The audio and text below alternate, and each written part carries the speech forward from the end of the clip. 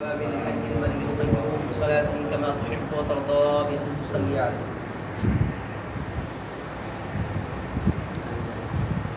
ضروری ہے کہ ہم اس ذمہ داری کو ادا کر دیں جو ہمارے کندھوں پہ ہے، اور ہم اسے ذمہ داری کو ادا کر کے اسے ہم بری الذمہ ہو جائیں. ہم نے یہ سلسلہ شروع کیا ہے سیرت نبوی کو بیان کرنے کا، نبی کی سیرت کو بیان کرنے کا.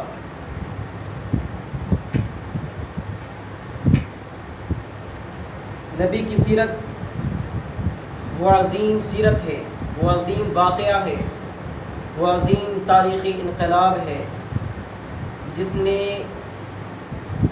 روئے زمین کی پوری زندگی کو بدل کر رکھ دیا. نبی کریم صلی اللہ علیہ وسلم کی ذات وہ ذات ہے جس کی دعا انبیاء نے کی کہ اللہ اس نبی کو بھیج دے جس کا صدیوں سے انتظار ہو رہا. حضرت ابراہیم کہتے ہیں اللہ کی بارگاہ میں ربنا وبعث فیہم رسولا منہم، کہ اللہ کتنا انتظار کروائے گا اس رسول کا. ربنا وبعث فیہم رسولا منہم، اس رسول کو انہی میں سے بھیج دے. یتلو علیہم آیاتک، جو انہیں تیری آیتیں پڑھ کر، تیری نشانیوں کو پڑھ پڑھ کر سنائے. وَيُعَلِّمُهُمُ الْكِتَابَ وَالْحِکْمَةَ، اور جو انہیں کتاب اور علم و حکمت سکھائے. وَيُزَكِّيهِمْ، اور جو ان کے دلوں کو گناہوں سے پاک کرے. إِنَّكَ أَنْتَ الْعَزِيزُ الْحَكِيمُ، بے شک تو ہی عزیز ہے، دانا ہے، حکیم. ہم اس عظیم نبی کی سیرت کو شروع کرنے جا رہے ہیں جس کے امت میں ہونے کی تمنا نبیوں نے کی. حضرت عیسیٰ علیہ السلام اپنے ماننے والوں سے کہتے ہیں مبشرا برسول یأتی من بعد اسمہ احمد، کہ اے لوگو میں تو جا رہا ہوں لیکن میں تمہیں خوشخبری دیے جا رہا ہوں کہ میرے بعد ایک رسول آئیں گے جن کا نام احمد ہوگا. جب وہ آ جائیں تو ان کی باتیں ماننا، جب وہ آ جائیں تو ان پر ایمان لانا، ان کا ساتھ دینا، ان کی مخالفت نہ کرنا. ہم اس عظیم رسول کی سیرت کو شروع کرنے جا رہے ہیں. ہم اس عظیم رسول کی زندگی کو بیان کرنے جا رہے ہیں جو رسول ہم سب کے دلوں کے بادشاہ، ہم سبوں کے داتا، ہم سبوں کے آقا، آقائے دو عالم، سرکار دو جہان ہے، اور آپ تمام جہان کی تخلیق کے، پوری دنیا کے وجود میں آنے کی واحد وجہ ہے. اللہ کے نبی کہتے ہیں کہ اول ما خلق اللہ نوری، کہ جس چیز کو سب سے پہلے اللہ نے پیدا کیا وہ میرا نور ہے. اول ما خلق اللہ نوری، کہ سب سے پہلے اللہ نے میرے نور کو پیدا کیا. ویسے تو ڈر بھی لگ رہا ہے کیونکہ یہ ذمہ داری، نبی کی زندگی کو بیان کرنے کی ذمہ داری، یہ چھوٹی موٹی ذمہ داری نہیں ہے. اس میں اگر چھوٹی موٹی بھی غلطی ہوئی تو اس کے متعلق اللہ کل قیامت میں سوال پوچھے گا. چھوٹی غلطی ہو یا بڑی غلطی ہو، ہر سوال، ہر غلطی کا ہمیں جواب دینا ہوگا کل قیامت. لیکن یہ ہمارے کندھوں پہ امانت ہے اور اللہ کا حکم ہے ان اللہ یأمرکم ان تؤدوا الامانات الى اہلها، کہ اللہ تمہیں حکم دیتا ہے کہ تم امانتوں کو، امانت کے جو حقدار ہیں ان تک پہنچا دو. سیرت نبوی بھی بے شک ہم سبھی پر، جو جانتے ہیں ان کے کندھوں پر امانت ہے اور ان پر ذمہ داری ہے کہ سیرت نبوی کو، نبی کی زندگی کو دوسروں تک پہنچا دیں. لہٰذا اس وجہ سے ہم اس درس کا سلسلہ شروع کر رہے ہیں. نبی کی سیرت کا آغاز ہوتا ہے مکہ سے، مکہ المکرمہ سے. نبی کریم صلی اللہ علیہ وسلم کے تمام آباء و اجداد بڑے ہی شریف گزرے، تمام آپ کا نسب شریف تھا، آپ کا نسب عالی تھا، آپ عالی النسب ہیں، آپ کا نسب پاک ہے، آپ کا نام محمد ہے، آپ کا زمین پر نام محمد ہوا اور آسمان پر نام آپ کا احمد ہوا.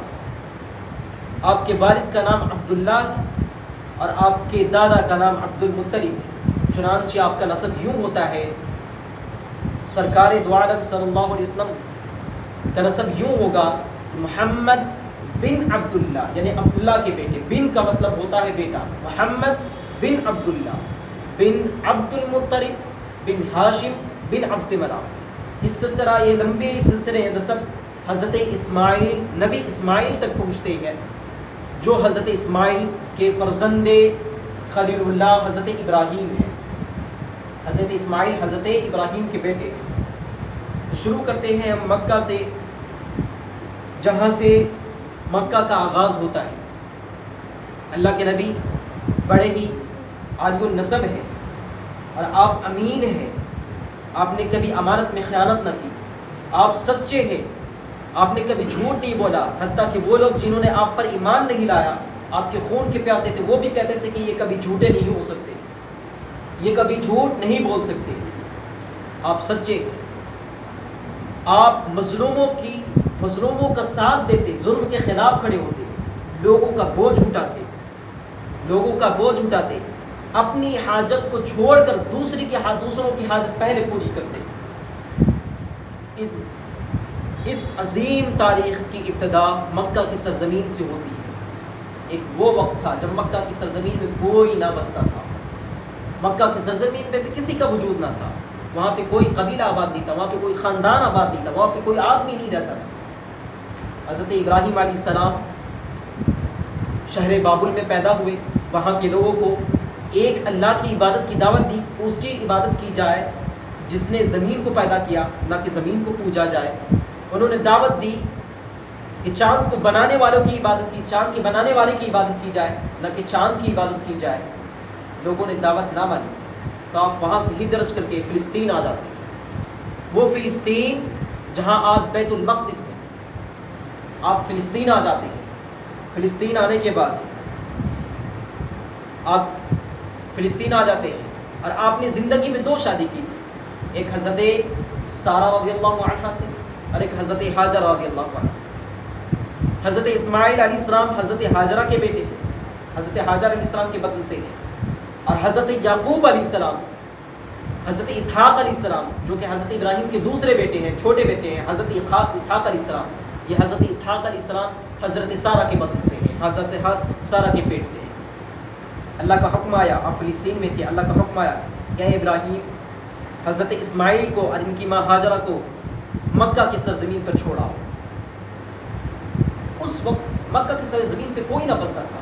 اللہ کی جانب سے حکم پاتے ہیں حضرت ابراہیم حضرت ہاجرہ کو لیتے ہیں اور اپنے پیارے بیٹے، ابھی وہ بچہ ہی تھا، ابھی بچے ہی تھے، آپ ابھی دودھ ہی پیتے تھے، ابھی آپ بہت زیادہ بڑے نہیں تھے، آپ کا صرف کھانا دودھ تھا. لیکن اللہ کا حکم تھا. حضرت ابراہیم حضرت اسماعیل علیہ السلام کو لیتے ہیں اور حضرت ہاجرہ رضی اللہ عنہ کو لیتے ہیں اور سواری پہ سوار ہو کر مکہ کی سرزمین پر پہنچتے ہیں. اور ایک پیڑ کے نیچے آپ ان دونوں کو اتار دیتے ہیں اور ایک توشے دان میں، ایک تھیلے میں کچھ کھجوریں انہیں دے دیتے ہیں اور ایک مشکیزہ چمڑے کی کتنے تھیلی ہوتی تھی پہلے زمانے میں، اس مشکیزے میں آپ انہیں پانی دے دیتے ہیں اور پانی دے کر وہاں سے روانہ ہونے لگتے ہیں. حضرت ہاجرہ پوچھتی ہے کہ اے اللہ کے نبی، آپ ہمیں اس طرح چھوڑ کر اس چٹیل میدان میں، اس سنسان جگہ پہ جہاں پہ کوئی نہیں بستا، آپ کہاں جا رہے ہیں ہمیں چھوڑ کر؟ حضرت ابراہیم کو جواب نہیں دیتے.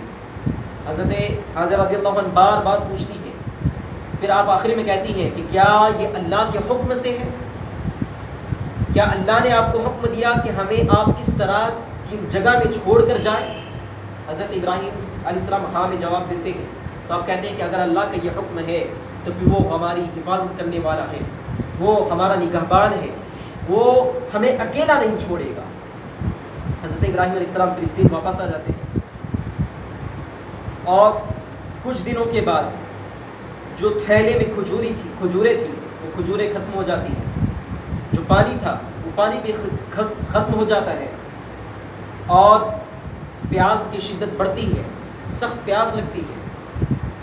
اور حضرت اسماعیل علیہ السلام بھی پیاس سے تڑپتے ہیں کیونکہ حضرت ہاجرہ کے سینے میں جو دودھ تھا وہ دودھ بھی پیاس کی سختی کی وجہ سے سوکھ چکا تھا. آپ پانی کی تلاش میں حضرت ہاجرہ جب دیکھتے ہیں اپنے بیٹے کے ننھے بچے کی حال دیکھتے ہیں کہ وہ تڑپ رہا ہے پیاس سے، تو آپ پانی کی تلاش میں ادھر ادھر نکل جاتے ہیں. حضرت اسماعیل کو وہی چھوڑتے ہیں اور ادھر ادھر کے جانے لگتے ہیں. قریب ہی میں 2 پہاڑی تھی، صفا اور مروہ نامی تھی، جس کے آج ہم طواف کرتے ہیں، جس کا حج میں طواف کیا جاتا ہے. صفا اور مروہ کے نام کی دو پہاڑیاں تھیں. حضرت حاجہ رضی اللہ عنہا کبھی آپ صفا پہ چڑھ جاتی دوڑ کر اور کبھی آپ مروہ پہ چڑھ جاتی. ان دونوں پہاڑیوں پہ یکے بعد دیگر چڑھ جاتی اور دور دور تک نظریں دوڑاتی کہ کہیں پانی کا نام و نشان نظر آ جائے تو میں اپنے بیٹوں کو پلا دوں. اب دور دور تک نگاہ دوڑاتی.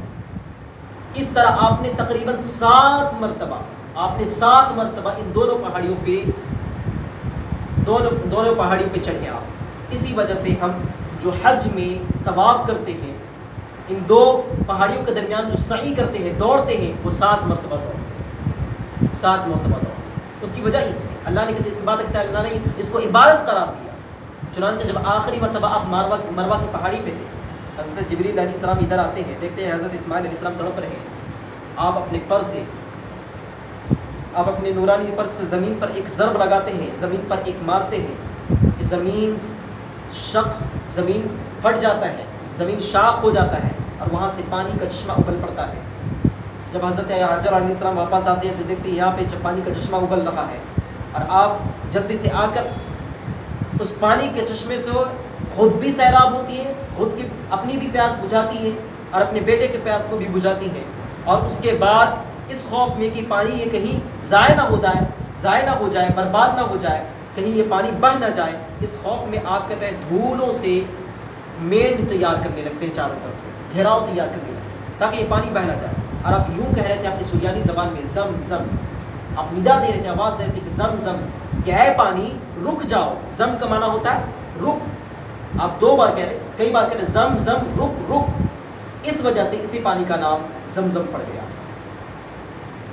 اور یوں پہلی بار اللہ نے اپنی نبی کی آمد کی پہلے سے تیاری کی اور حضرت اسماعیل علیہ السلام کو اس زمین پہ بھیجا. ابھی تو کوئی آبادی نہ تھی, اب اس کے بعد آبادیاں شروع ہوتی. اس کے آگے کو گفتگو انشاءاللہ اگلے دن کی جائے گی, گفتگو جاری رہے گی, کیونکہ یہ سیرت کا فریضہ جو ہے, ہم مسلم ہیں تو ہم مسلم ہیں اور ہم نبی سے محبت کے دعویٰ کرتے ہیں, تو ضروری ہے ہمارے اوپر کہ ہم اپنے نبی کی سیرت کو جانیں, ہم اپنی نبی کی زندگی کو جانیں, ان کے ہر لمحے کو جانیں. وہ کیسے معاملات کو سنبھالتے تھے, وہ کیسے سچے تھے, وہ کیسے امانت دار تھے, وہ کیسے کبھی جھوٹ سے کام نہیں لیتے, وہ کیسے کبھی دھوکہ نہیں دیتے تھے, کوئی وعدہ کرتے تھے وعدہ پورا کرتے تھے, لوگوں کی مدد کرتے تھے. ہم اپنی نبی کی زندگی کو جانیں اگر واقعی ہمیں اپنے نبی سے محبت ہے. مولا کریم کہنے رسول سے زیادہ عمل کرنے کی توفیق دے.